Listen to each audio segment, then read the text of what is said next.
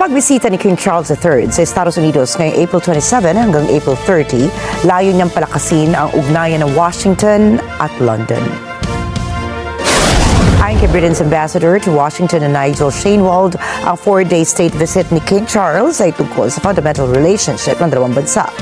Bago magtalumpati ang hari sa US Congress ay may private team meeting muna ito at si Queen Camilla kasama si US President Donald Trump.